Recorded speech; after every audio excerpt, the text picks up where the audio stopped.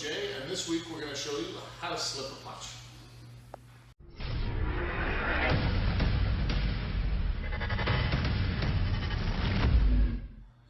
Hey, I'm Coach Jay. Together with me is Andrew Golden Boy Burgoyne, and this week we're going to teach you how to slip a punch. I've been hearing a lot about this on the amateur boxing subreddit. They'd like to see a tutorial on more basic things instead of situational things we've been doing lately. So we're going to do a technique based on today on slipping. Just slipping, not fades and weaves, just how to slip. It's a big enough topic on its own without going too deep into other defenses. So how to slip a straight punch. There's a lot to it. Andrew, you face the camera? The very most important thing that you do, no matter how you slip, is you have to get your head off the line. If his head is on this line, he just needs to move it off the line. So move it off the line. It can move off the line by moving at the waist, so slip at the waist. You can slip at the waist, which I actually don't prefer, but a lot of people do. They'll slip back and forth at the waist. I find that takes a lot of core engagement and a lot of energy. So the way that I like to do it is, and you can describe it in a number of different ways, so take your chest, is your front shoulder is going to shoot down to where your head was. Your head's going to continue going further. There you go. Now, one of the things I like to do in the beginning is to give you a frame to deal with. So he's slipping. He's slipping. His shoulder's going to come to where his head was when I shoot the jab. So his head is now where his shoulder was. You can see that because my arm is right over his shoulder. It's shooting directly for his head, and when he's gone, my arm is directly over his shoulder. That means that's a good slip. Now when he slips to the other side, it's going to look like this. My arm's going to go over his right shoulder, because that's where his head was. What I find a lot of people will do, though, is they'll slip to the back. So slip to the back corner. It's almost like a shoulder roll. Now, if I throw a jab, that misses. But you have to remember that dodging punches is not about recognizing and seeing this is a jab, this is a cross, this is a hook. What it is pattern recognition. You've done this thousands of times, you've drilled defense 1,000 times. You get an innate sense of what punch is probably coming next, but that's the important word, is probably. So if he slips in that direction, and I throw a jab, he's correct, and he gets missed. Now, if he's wrong, and he slips, and I throw a cross, my cross goes on this path.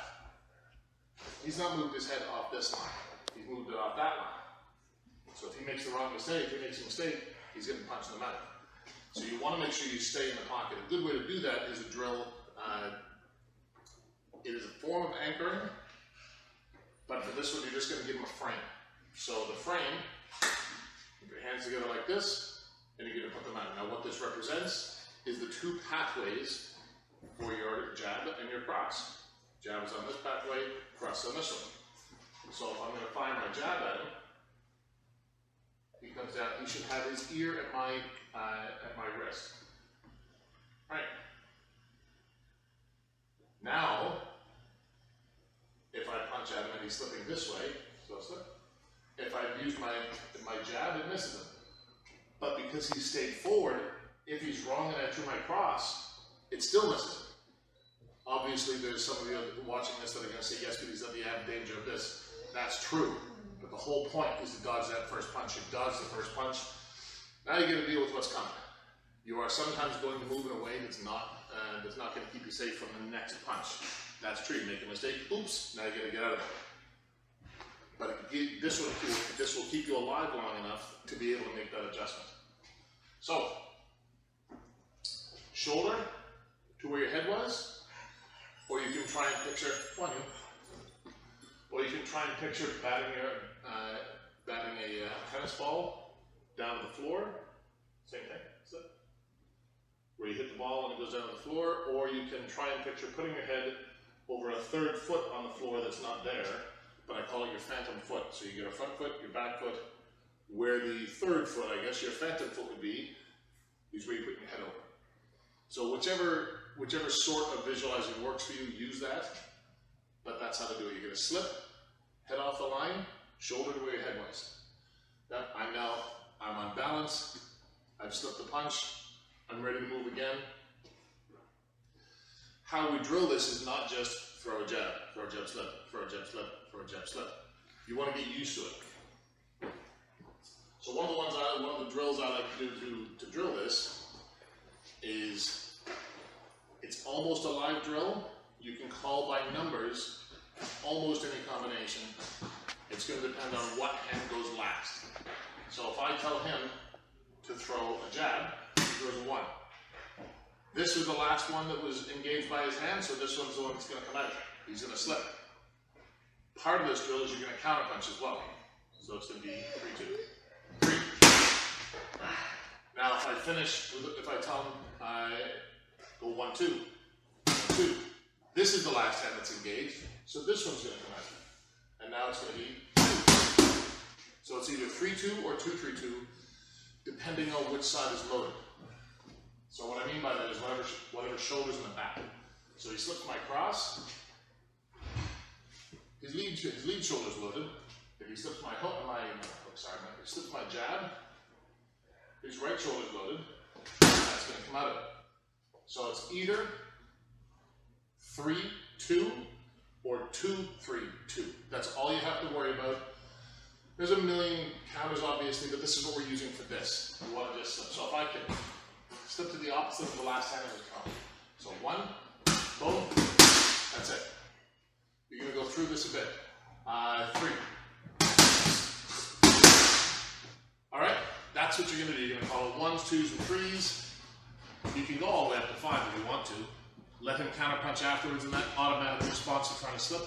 Now the other thing you can do to help your slipping, and I'm going to recruit our cameraman right now, our camera girl, is you can do what's called jab sparring. It turns into conditional sparring. Jab sparring is a condition you place on sparring, makes it jab sparring. Makes it conditional sparring. But another condition that I would place on them is that you can only throw jabs and you can only slip. So when they throw a jab, you're not allowed to knock it down, not allowed to get it behind your high guard or a fade. It has to be a slip. So just pause it. All right, so we've cut. Obviously, I'm in behind the camera now. Now we're going to have Andrew and Brooklyn. So I'd like to introduce you to right there. That is Brooklyn Superfly Gardner. And for anybody who's wondering how she got the fight name Superfly, it's because she's in the super flyweight division because she can't get any heavier. But don't let her size fool you. She's a 2-time provincial champion. So what we're going to do right now is we're going to do a little bit of jab sparring, 1-for-1. All they're allowed to do is slip. So they can slip punches, nothing else. Go ahead. Touch gloves. Nice, good training speed.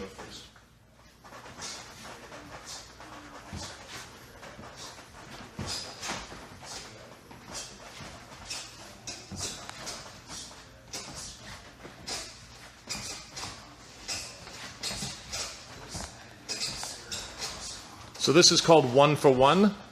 It's another condition that we put on the sparring to keep it a little bit more realistic. Andrew fires 1, then Brooklyn fires 1. Nobody gets an opportunity to fire more than 1 because it creates a defensive habits that aren't good for you if you're always on defense or always on offense. All right, so we're going to bring it back to me here. All right, so that's an example of going 1-for-1 jab sparring, only allowed to slip. So the next one we can do is do 2-for-2. Now that means 1-2, slip, slip, or, and this isn't used a lot, but there's different kinds of slipping, different positions for your slip. I like to use head positions 1, 2, and 3. So take up your stance, face the camera. So position 1 is exactly where it is right now. Position 2 is the first stage of slipping. So you slip 1 punch. That's position 2. Picture it as an upside down V. The tip is position 1. This is position 2. Now if you have a second punch come at you, a second cross, so you get a jab and then a cross. Instead of slipping 1, 2, you can slip from position 2 to position 3. So it'll look like this. So I'm going to go 1, 2, here. Go position 2, 3. 2, boom. So he slips, His head's there, I go for that, and he goes underneath it. So he slips to position 2, then position 3. Generally, when you're doing position 3, I like to see him enter as well. So 1, 2, and he can give you a little shoulder block for your treble, or you can just come in and put it out. 1, 2, in, pivot out. So now what we're going to do is we're going to do a little bit of 2 for 2, where you can throw any 2 punches you want, straight punches, so a jab or a cross, and you're going to slip both of them. So you can slip 1, 2, or position 2, position 3. All right, let's see it. All right, now we're going to go 2 for 2, only slipping allowed. Go ahead.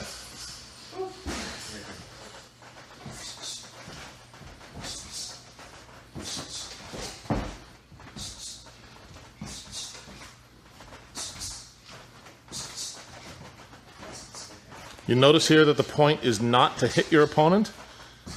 The point is to give your partner the feedback to be able to slip properly.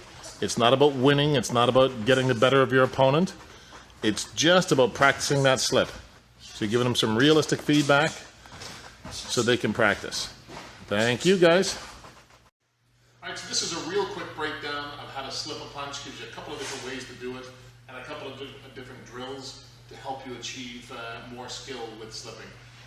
It can be really hard when you're in the ring, so try and remember when you're sparring, even if it's just regular sparring, name your goal for the day. And if your goal is slipping, slow down.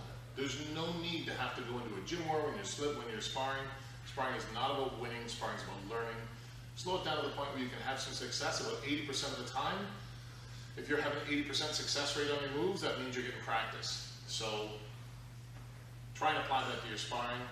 Try and take into account the drills we've shown you today, and train hard.